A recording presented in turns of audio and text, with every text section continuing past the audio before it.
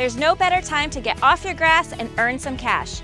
The Southern Nevada Water Authority just increased the amount of its Water Smart's landscape rebate. Don't wait to apply, it's easy and water smart. As the historic drought continues to impact Lake Mead's water levels, Valley residents are asked to step up their conservation efforts even more. To help, the SNWA's Board of Directors approved an increase to the landscape rebate. Under new program guidelines, applicants can earn up to $3 for every square foot of turf they convert to Water Smart landscaping, up to 10,000 square feet per project, and $1.50 for every square foot over that. The SNWA created the program to encourage homeowners and businesses to convert their water-guzzling lawn to Water Smart landscaping. Southern Nevadans have replaced more than 185 million square feet of turf, enough to cover 94% of Earth's circumference. In total, the program has helped our community save more than 119 billion gallons of water.